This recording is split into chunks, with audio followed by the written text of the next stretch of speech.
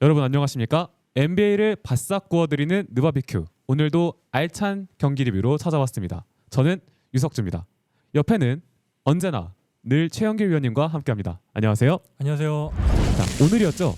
한국 기준으로 26일 인디애나 페이서스와 뉴욕 닉스의 동부 컨퍼런스 파이널 3차전이 있었습니다.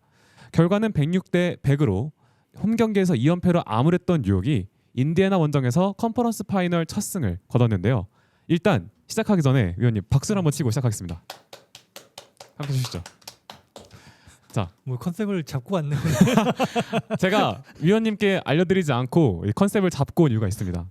어제 영상이었죠. OKC와 미네소타의 3차전 경기 리뷰 말미에 제가 오늘 경기 양상을 미리 여쭤봤습니다. 근데 위원님께서 타운스는 분명 잘할 거다.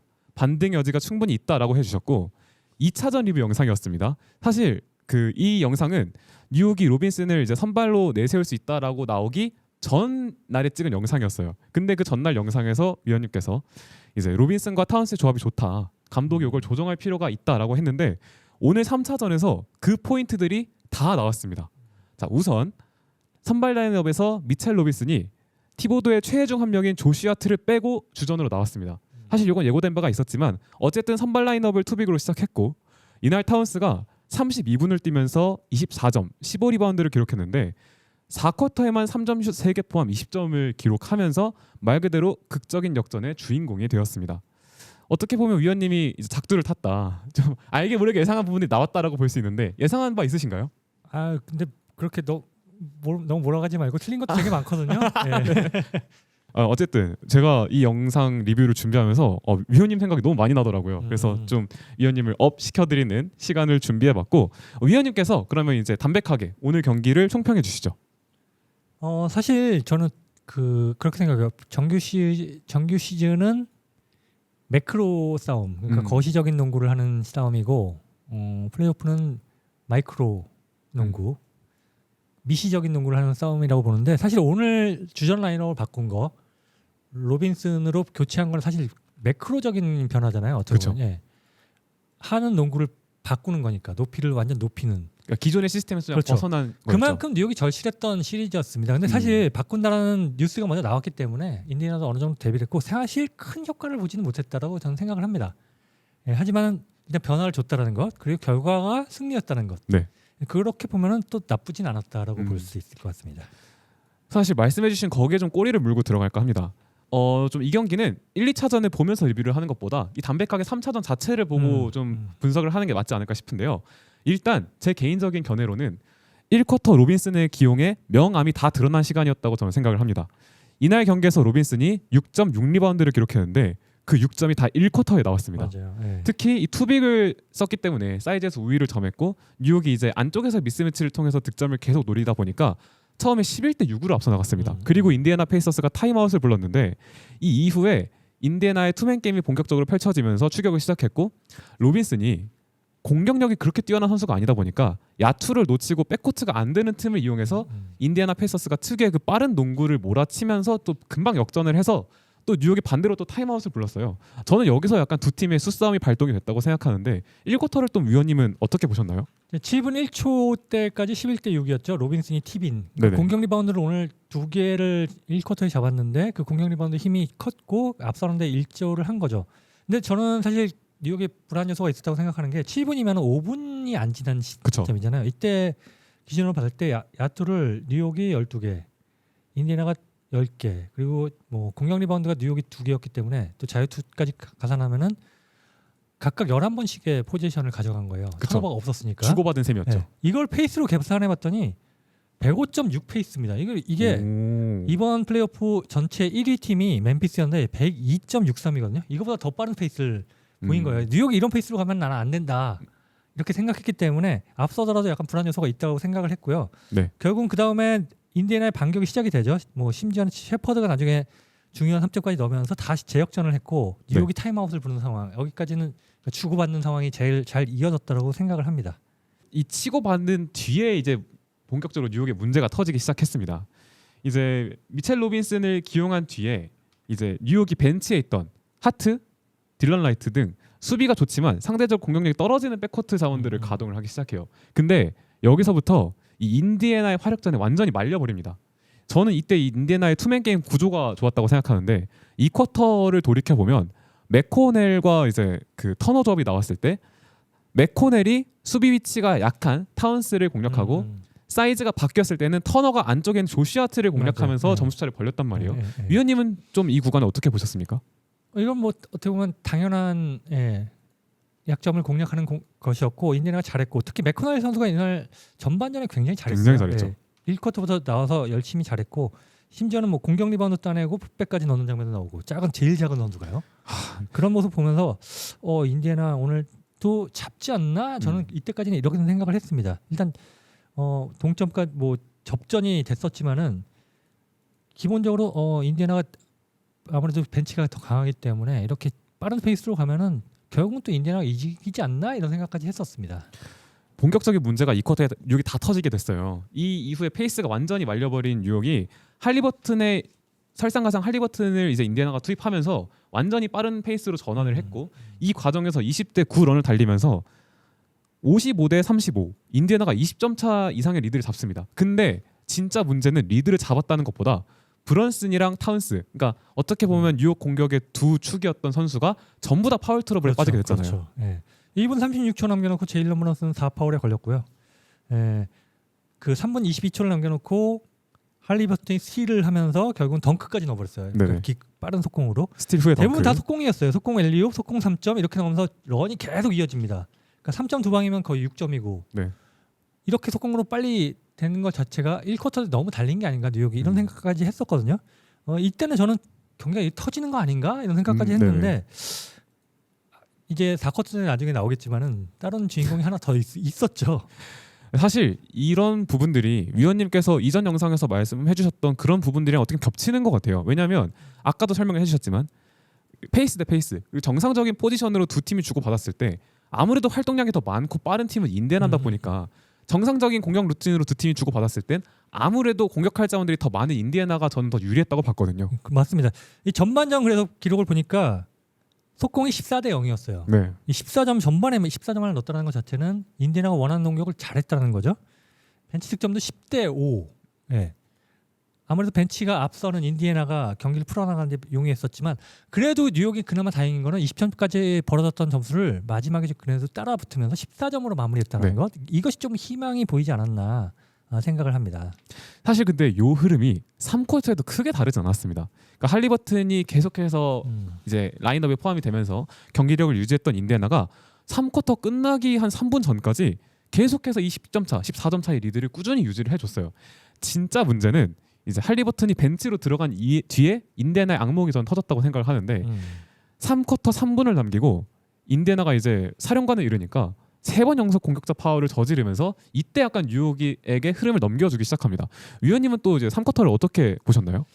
3쿼터에서도 그 중반 후까지는 인디애나의 기세가 괜찮았죠. 점수차를 계속 뭐 16점 차, 15점 차 이렇게 유지를 하면서 또 벤치 멤버들이 잘했죠. 맥코넬도 잘했고 할리버튼의 노루 패스도 나오면서 기세를 완전히 올렸었는데 좀 아쉬운 거는 여기서 약간 인디애나가 페이스 다운을 해버립니다. 그것이 좀 악수였다고 보고 계속 몰아쳐야 되는데 20점 차가 됐을 때 우리가 오늘 이겼구나 생각하면서 약간 안일한 플레이를 했던 것, 그러면서 턴오버가 나오면 상대에게 빌미를 줬던 것, 그리고 결국은 10점 차로 어떻게 보면 추격권에서 그 4쿼터를 맞이하게 했다는 것, 이것이 인디애나의 패착이었다 생각을 합니다. 이 구간이 저도 위원님께 여쭤보고 싶었던 게 어쨌든 20점 차를 앞서는 팀 그리고 넓게 점수폭을 벌린 입장에서는 제 생각이 좀 달랐던 게 저는 계속해서 빠른 페이스로 몰아붙여도 야투가 안 들어가면 그만큼 상대에게 공격을 허용하게 되니까 의도적으로 페이스를 낮췄다라고 생각했는데 이게 해볼 만한 시도였을까요? 아니면 하지 않아도 되는 시도를 했었던 걸까요? 아니 근데 원래 잘하던 걸 하던 팀이 잘하던 걸 계속 해야죠. 득점이 안 나더라도 그래야지 또 상대는 또 힘들어지는 거고 정신이 없어지는 거고 생각할 틈을 안 주는 거고 이렇잖아요. 빠른 공격을 계속 하면은. 근데 그게 아니라 약간의 여지를 주면서 결국 야금야금 따라붙어서 10점 차가 됐다는 거, 이거는 저는 악수였다고 봅니다. 그러니까 인디애나가 어떻게 보면 자의적으로 템포를 낮추고 이제 경기 리드를 지키려고 했던 것이 원래 본래 느리고 좀 업 템포를 낮췄을 때 공격을 잘하는 뉴욕에게 오히려 좀 발판을 줬다라고 생각하시는 거네요. 그렇죠. 그리고 말씀해주신 그 포인트에서 4쿼터 뉴욕이 이제 대역전극을 쓰는데 여기서 타운스가 제가 이제 오면서 글을 트위터나 이제 페이스북에서 네, 글을 네, 보고 네. 왔어요. 인스타 봐서. 네, 근데 네. 4쿼터 칼 앤서니 타운스 KAT죠. 네. 4쿼터는 KAT가 아니라 KD였다. 라고 말을 해주더라고요. K요? KD. KD? 케빈 듀란트였다라고. KD? 3점슛 3개 포함 20점을 집어 넣으면서 말 그대로 이제 홀로 4쿼터를 캐리를 했는데 위원님은 이 4쿼터 타운스의 활약에서 좀 발견하셨던 것들이 있었을까요? 그 전까지는 4점밖에 못 넣었었는데 적극적으로 리바운드 가담도 굉장히 좋았거든요. 첫 네. 3점이 공격 리바운드 후에 3점이었거든요. 네. 네. 그것도 좋았고 일단 적극적으로 돌파도 하고 여러 자신이 막 먼 거리에서 던지고 이런 그 적극적으로 공격 이렇게 해야 됩니다. 수비는 어차피 못 합니다, 이 선수. 그러니까 공격적으로 어차피 빼니까. 네, 그리고 그다음에 리바운드 열심히 가담하고 네. 리바운드도 4쿼터에도 굉장히 좋았거든요. 이 선수가 그 오늘 최종 15개 리바운드를 잡았었는데 4쿼터에만 8개 8리바운드 잡았고요. 네. 3점슛 4개 던져서 3개 넣었습니다. 그러니까 사실 그 오늘 뉴욕이 추격하는데 가장 큰 거는 역시 타운스였다라고 생각을 할 수 있을 것 같아요. 사실 제가 개인적으로 인상 깊게 봤던 거는 하트와 타운스의 조합이었어요. 4쿼터에 하트가 12분을 뛰고 타운스가 11분 24초를 뛰었는데 사실상 이건 12분이라고 봐야겠습니다. 그렇죠. 중간에 잠깐 그 수비를 해야 되는 상황이 그렇죠. 있었죠. 그러니까 수비를 해야 되는데 타운스를 집어넣을 수는 없으니까 로빈슨이 들어갔는데, 그러니까 요거를 빼면 이제 타운스가 거의 풀코트를 이제 풀타임을 소화했다라고 봐야 그렇죠. 되는데 제가 인상 깊게 봤던 건 두 선수의 조합이었어요. 하트가 거의 빅맨처럼 안으로 롤 들어가고 오프볼 스크린 걸어주고 그 타운스가 골든스테이트에서 커리 쓰는 것처럼 밖으로 팝해가지고 갑자기 3점 터트리고 스크린 받아서 3점 집어넣고 이런 패턴들이 전 굉장히 인상적이었는데 이런 게 또 향후 시리즈 승리의 어떤 티보도의 패턴이 열쇠가 될 수 있겠네요. 근데 인디아나도 이 장면을 봤기 때문에 데뷔를 할 거고요. 네. 그거 외에도 저는 타트가 굉장히 좋았던 건 공격 리바운드 가담이라던가 리바운드 가담이 오늘 그 4쿼터만 놓고 봤을 때 그 온코트 마진이 16입니다. 플러스 16 하트가 오히려 앤서니 타운스보다 2점이 더 높았을 정도로 이 숨은 공신이거든요. 4득점 5리바운드 그중에 공격 리바운드 2개 자유투 4개 중요할 때 다 넣고 네. 네. 하트가 벤치로 갔지만은 사실 그 예전에 레더백 감독이 존 하블리책이 사실 식스맨이었거든요. 네네. 우리가 전설적인 선수라서 주전이라고 알고 있지만 7시즌 동안 식스맨이었었는데 이 선수를 벤치로 돌릴 때 했던 얘기가 그거예요. 너는 경기를 시작하는 선수가 아니라 끝내는 선수다. 네, 조시 같은 경우는 딱 그 선수였습니다. 끝내는 선수. 네, 주전은 아니지만 경기를 끝내는 선수. 마지막에 중요한 리바운드 다 잡아줬고요. 다치면서까지 넘어지면서까지 잡아내는 거 이거 보면은 이 선수가 이 신장에 왜 주전을 이렇게 뛰는가 이걸 보여줬다고 생각을 합니다. 사실 티보도 감독의 진짜 사랑 중 한 명이잖아요. 하트가 마지막에 이 무릎 잡고 넘어졌을 때 팬들보다 티보도가 진짜 그 머리털이 삐죽 섰을 거예요. 물론 많이 빠지긴 하셨지만 벤치 얘기를 또 넘어가 볼까 하는데 사실 이 경기에서 또 기용이 됐던 선수들이 딜런 라이트, 샤밋, 맥브라이드, 하트 좀 벤치 멤버들의 활약이 굉장히 좋았습니다. 아까 하트 얘기를 해주셨는데 벤치에서 와서 리바운드 10개, 어시스트 4개 뭐 야투는 좋진 않았습니다만 어쨌든 8점을 넣으면서 볼륨을 책임져줬고 라이트, 샤밋, 맥브라이드, 하트 이 선수가 벤치에서 22점을 합작해줬어요. 그러니까 어쨌든 타운스와 브론슨이 뭐 파울 트러블이든 쉬는 구간이든 나와가지고 득점의 볼륨을 책임져줬다. 그리고 제가 인상 깊게 봤던 건 이 선수들의 수비 구멍이 사실 그렇게 크게 드러나지 않았다. 맞아요. 저는 이게 굉장히 인상 깊었습니다. 저번에 질문했잖아요. 캐머런 페인이 뭐 터질 일이 오늘 안 썼잖아요. 굉장히 잘했다고 보고요. 네네. 딜런 라이트 같은 경우에 수비를 정말 정말 잘하죠. 네. 오히려 페인이 앞으로 더 못 나오지 않을까 싶고요. 네. 샤밋은 사실 이 선수에게 바라는 건 어떻게 보면 3점 한두 방 아니겠습니까? 외곽이죠. 오늘 한 방을 해줬고요. 벤치에서 지금 가장 잘해주고 있는 선수는 맥브라이드겠죠. 듀스 맥브라이드가 너무너무 잘해주고 있고 오늘도 잘해줬기 때문에 벤치 싸움에서도 오늘은 크게 밀리지 않았다. 특히 하트가 벤치 멤버로 돌아가면서 오히려 벤치가 더 두터워진 느낌이 들었습니다. 약간 역동적이게 변한 것 같은 느낌이 들더라고요. 네. 그래서 사실 제가 티보도 감독의 생각을 달리하게 된 게 사실 티보도 감독은 약간 저처럼 약간 어린 NBA 팬들한테는 밈처럼 쓰이는 감독입니다. 그러니까 약간 주전의 의존도가 굉장히 높고 선수들 갈리고 막 이런 밈으로 유명한 사람인데 지금 생각해 보잖아요. 이 사람이 주전 의존도가 높은 건 사실이지만 다시 돌아보면 수비 코트 굉장히 잘 짜고 상대를 어떻게 좀 제압하면서 농구를 하는 데는 굉장히 좀 도 같은 인물이라고 생각이 드는데 위원님께서 더 잘 아시니까 여기에 좀 더 첨언을 해주시면 좋을 것 같거든요. 근데 사실 오늘은 그 주전들이 다 40분 이내로 뛰었죠. 네네. 네, 뭐 약간 어쩔 수 없는 상황이 됐어요. 그쵸, 파울 그쵸. 트러블에 걸리면서 필연적이었죠. 네네. 브런슨 오늘 30분 31초밖에 안 졌었고. 네. 근데 이렇게 벤치를 쓰면 된다는 걸 그러면서 알게 될 거예요. 예. 오늘 벤치 멤버들 특히 샤미 같은 경우에는 뭐 과거에서 외곽슛이 굉장히 좋았던 좋았죠. 선수고 딜런 라이트도 베테랑이잖아요. 그러니까 다음 경기에서도 이 선수의 출전 시간 늘어날 수 있을 거고 벤치를 계속 돌리면 어차피 오늘 경기를 이기면서 장기전이 됐잖아요. 네네. 벤치를 더 돌려도 된다는 걸 깨달았으면 좋겠습니다. 저는. 예. 그러니까 일단 최소 48분은 더 하는 게 이제 확정이 됐으니까 그렇다면 위원님께서는 이 경기의 표본들이 일시적인 것들이 아니라 앞으로 나올 경기들에서도 충분히 드러날 수 있는 요소들이다 이렇게 보시는 거죠. 그렇죠. 일단 벤치는 사실 그 상대 팀에서도 얘가 나왔을 때 이렇게 하는 거에서 비중은 적어요. 그러니까 네. 결국 벤치들이 해주는 거를 더 비중을 놀려야 되는 뉴욕이고요. 반대로 인디애나 같은 경우에는 전반에는 맥코넬이 잘해줬지만은 결국 그 주전들 싸움 4쿼터에서는 좀 아쉬움이 그쵸. 있었고 많이 할리버튼을 조금 너무 많이 쉬게 한 것도 있지 않나 하는 생각이 들었고요. 역시 인디애나가 이기는 건 템포입니다. 템포. 네. 예. 이번 플레이오프에서 오펜시브 레이팅이 118.9점인 팀인데 그리고 평균 득점이 119점인 팀이에요. 네. 근데 굉장히 오늘 높죠. 경기 101점 넣었어요. 예. 그러니까 템포가 106점 넣었어요. 100점 넣네. 100점. 예. 그렇죠. 100점을 넣어서 졌죠. 100점 넣었죠. 그러니까 템포가 확 줄은 거예요. 확 줄은 거. 그러니까 뉴욕은 이기려면 계속해서 템포를 늦춰라. 인디애나는 템포를 높여라. 결국은 템포 싸움이 앞으로 이번 시리즈 남은 시리즈에도 굉장히 중요한 변수가 될 거라고 봅니다. 사실 이게 통으로 놓고 보죠. 120이랑 100이라는 수치만 놓고 보면 사실 인디애나는 오늘 공격을 진짜 잘 못했다라고 볼 수 있는 건데 제가 그래서 자료를 들고 온 게 마지막 3분 있죠. 4쿼터 마지막 3분을 보면 자유투를 제외하고 득점이 없었어요. 맞아요. 그러니까 터너, 시약함, 할리버튼 순으로 그러니까 득점을 책임져주는 선수들이 공 들고 있다가 파울 당해가지고 자유투 넣는 거 말고는 정교한 공격이 하나도 나오지 않았거든요.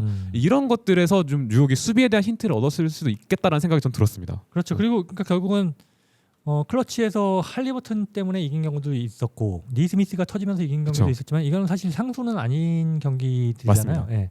그러니까 결국은 그 전에 상대의 체력을 빼놓고 상대도 이렇게 진흙탕 싸움이 되게 이렇게 해야 되는데 체력이 되는 상황에서는 뉴욕도 클러치에서 만만한 팀이 아니라는 걸 이번 플레이오프에서 많이 봤잖아요. 네네. 오늘 경기에서 아마 당했기 때문에 인디애는 다음 경기에서 제가 볼 땐 더 템포를 올릴 거라고 생각이 들고요. 잘하던 농구를 계속 그렇죠. 꾸준히 밀고 가야 된다. 우리가 잘하던 걸 계속 해야 되는 거고. 뉴욕은 역시 앤서니 타운스와 로빈슨을 다음 경기에서 아마 주전을 계속 쓸 것 같습니다. 네. 결국은 벤치에 하트가 가면서 벤치가 더 두터워졌다는 것. 하트는 쓸모가 많잖아요. 3점도 그쵸. 되고 리바운드도 되고 수비도 되고 빅맨도 막을 수도 있고 가드도 막을 수도 있고 이렇기 때문에 효용성이 많기 때문에 오히려 벤치에서 나왔을 때 더 에너지를 더 심어줄 수 있는 선수라고 보기 때문에 뉴욕에게는 오히려 이런 라인업 변화가 고무적이라고 볼 수 있습니다. 제가 생각이 들었던 게 약간 무늬만 벤치인 선수들 있잖아요. 옛날에 클리퍼스에서 루 윌리엄스를 그렇게 썼던 것처럼 수비적인 선수긴 합니다만 뭐 제가 수비적이란 말을 한다고 해서 이 선수가 수비만 하는 건 아니지만 bench에서 역동성을 부여해주는 것 자체는 진짜 하트가 기가 막히더라고요. 그렇죠. 그런 것도 보면서 느꼈던 게 사실 인디애나는 볼 흐름이 막히니까 야투 생산이 굉장히 어렵다라는 걸 보면서 위원님 그거 혹시 생각나시나요? 이전 영상에서도 위원님이 하셨던 말씀인데 각 팀의 우승에 대한 얘기를 했을 때 다른 팀은 다 이제 우승을 하면 백코트에 있는 에이스가 MVP를 받는 거다라고 말씀하셨는데 유독 인디애나만 인디애나가 우승을 해도 파이널 MVP는 할리버튼이 아닐 수도 있다라고 하셨거든요. 저는 그 말씀에 대한 힌트가 오늘 경기에서 보여줬다고 생각해요. 이거 어떻게 좀 해석이 가능할까요? 좀 모르겠는데 뭘 봤어요? 아니 제가 왜냐면 할리버튼이 사실 4쿼터에 7점 넘어서 잘했어요. 근데 이제 그동안 인디애나가 이겼던 경기들을 보면 잘했던 선수들이 뭐 시약함, 연장전에 가선 네마드 이렇게 좀 투맨 게임을 진행하는 터너 할리버튼 이외의 선수가 터져주면서 승기를 잡았던 경우가 많았잖아요. 사실 오늘 경기는 아까도 말씀드렸지만 4쿼터 3분을 남기고는 공격을 성공시킨 선수가 없었기 때문에 졌다라고 봐야 되는데 향후에 그럼 뉴욕의 할리버튼은 어떻게 틀어 먹을까가 전 좀 궁금하거든요. 일단은 그 데이터가 있을 테니까 그쪽에서 할 건데 일단 피켓롤에 대한 거 오늘 사실 그 앤서니 타운스가 나왔을 때는 사실 공략하기 쉽죠. 네.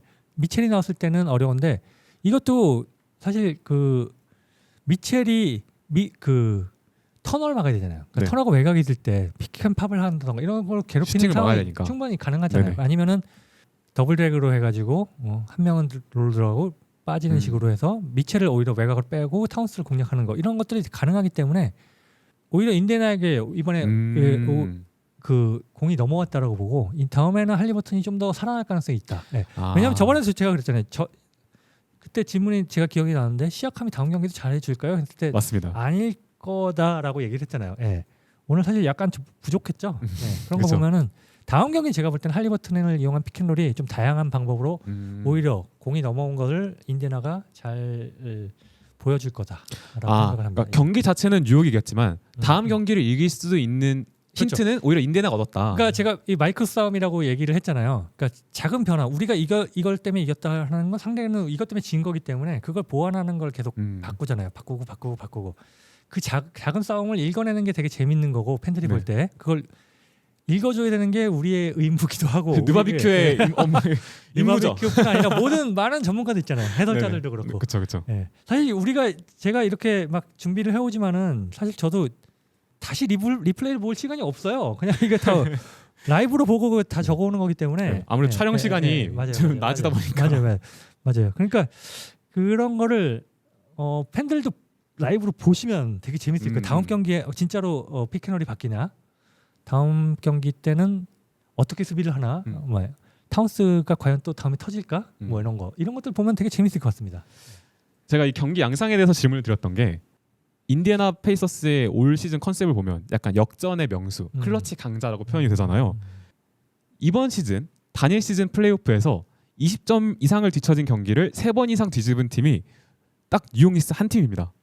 그 2라운드 보스턴 1차전에서 20점 이상 벌어졌던 경기 3쿼터에 72대 52로 벌어졌는데 이 경기를 108대 105로 이겼고요. 2차전이었죠. 50대 70까지 벌어졌는데 이 경기를 1점 차 91대 90으로 뒤집었습니다. 그리고 오늘 경기까지 총 3경기를 이렇게 20점 이상 뒤집어질 뻔한 경기를 다시 잡아냈는데 놀랍게도 이 기록이 2번 쓰였어요. 그러니까 2등도 이번 시즌 세운 기록인데 이 팀이 인디애나 페이서스입니다. 어떻게 보면 약간 기적의 기적으로 맞대응을 했다라고 봐야 되는데 저는 오히려 그렇게 생각하는 게 위원님 그 요즘 유행하는 말 중에 오히려 좋다라고 하시나요? 약간 지난 말이긴 한데 오히려 좋다? 네. 저는 옛날 사람이라서 이게 어떤 말이냐면 악재가 닥쳤어요. 안 좋은 일이 찾아왔는데 결과만 놓고 보면 이게 나한테 오히려 좋은 일로 작용이 됐다라는 호사다마 이런 건가? 약간 그런 건데 약간 쉬운 밈처럼 쓰이는 거죠. 그래서 사실 이날 경기 브런슨이랑 타운스가 4쿼터 딱 게임이 종료됐을 때 둘 다 5파울이었잖아요. 그러니까 파울아웃에 대한 부담을 안고 뛰었는데도 저는 4쿼터에 맹활약을 할 수 있었던 게 이 선수들이 파울 트러블로 벤치로 가서 에너지 레벨을 보존한 게 맞아요. 4쿼터의 경기를 다 뒤집을 수 있었던 원동력이 되지 않았나라고 생각하거든요. 아니 이 리액션이 이런 식으로 약간 제가 시켜드린 것처럼 되잖아요.